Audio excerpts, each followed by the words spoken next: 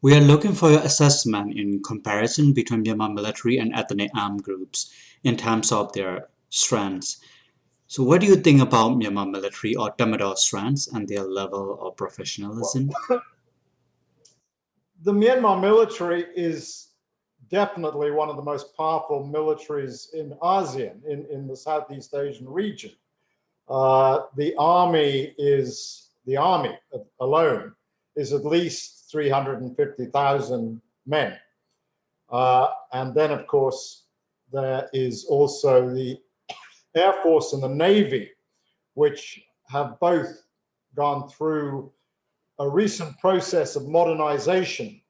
So the Tatmadaw is a capable, professional, and strong military force. There is no question about that.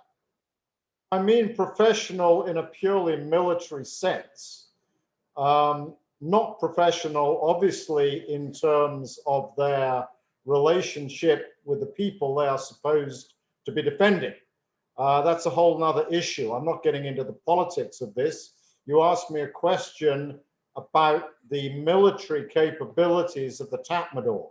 And in that sense, the Tatmadaw is a pretty capable and, in a purely military sense, professional organization.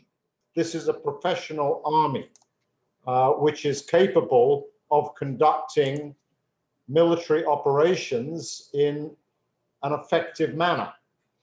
How about the strength of ethnic armed groups compared to Tamil, especially the strength of four ethnic armed groups that form Northern Alliance group? Well, compared to the military, the four members or five members of the Northern Alliance, if you include the Shan, so we're looking at the Kachin Independence Army, the Kaung National Liberation Army, the Myanmar Nationalities Alliance Army, MNDAA, and also the Shan State Army North, SSPP. These are essentially guerrilla organizations. They are not conventional modern military forces. So compared to the Tatmadaw, in terms of numbers, you could add them up to be maybe 15 or 20,000 strong. But that is a very small number compared to the sort of numbers and the sort of firepower that the Tatmadaw can bring. So obviously the Tatmadaw, as a reasonably modern military, has significant quantities of artillery. It has armor. It has mobility. It has air power, both fixed wing, jet fighters, ground attack fighters, and it also has helicopters. So this is a David and Goliath contest. So in terms of the firing power, what kind of artillery or weapons that the Northern Alliance groups can possibly possess or utilize in the battles against Tamil?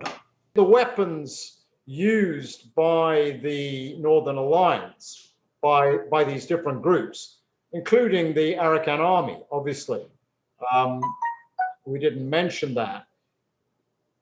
These are groups which use light weaponry, so assault rifles, rocket launchers, mortars in some cases. That's about it. I mean, these are not groups which can bring to bear significant firepower in terms of artillery. Obviously, they have no air power. They have some rockets, surface-to-surface, 107 millimeter surface-to-surface rockets, which are useful for firing on large targets like airports, or army bases from a distance, but that's about the heaviest sort of weaponry they have. So these are guerrilla forces, which can be very effective if we're talking about cutting roads, cutting communications, raiding army bases, hit and run warfare. They can be very effective. But in terms of conventional engagements, it is, as I said, it would be if they engaged in conventional confrontations, it's a David and Goliath struggle. The Tatmadaw is much, much more powerful. So what do you think all-out confrontation between Tatmadaw and Northern Alliance group will be like? Well, obviously, the weaponry that they would bring to bear against the Northern Alliance is the same weaponry that we've seen already in campaigns against the Arakan army in Rakhine, against the KIA in Kachin state, against the TNLA in northern Shan state. We're looking at the same systems here. So we're looking at infantry supported by, particularly by air power, by helicopter gunships, Russian helicopter gunships, Mi-35 helicopter gunships. They also have new Russian Yak 130 ground attack aircraft.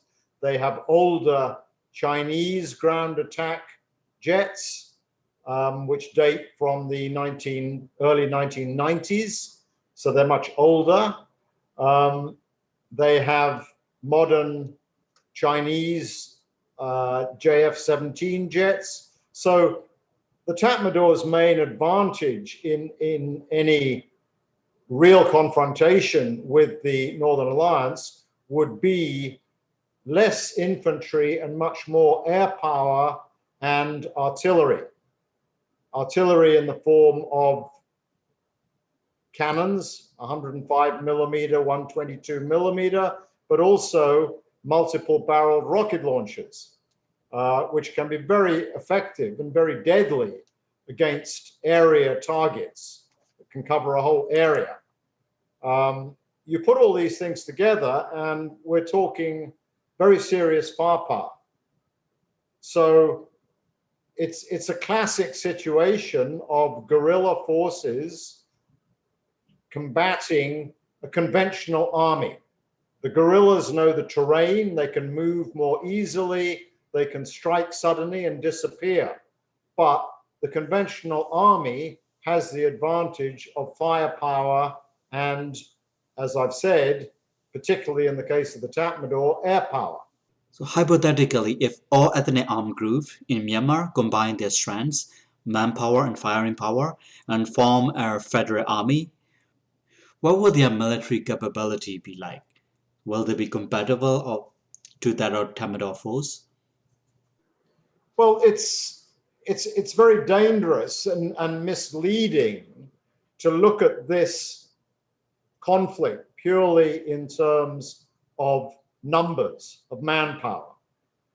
Now, my best assessment is that if you look at all the ethnic armed organizations in Myanmar, right, whether they are with the PPST or whether they are with the FPNCC in the north, you put all these troops together and you're looking maybe at around 75 to 78,000 armed troops.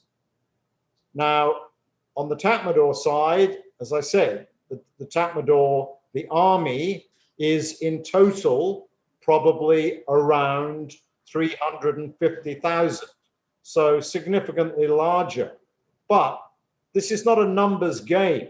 We're not talking a situation where all the ethnic forces are at war at the same time, all the Tatmadaw.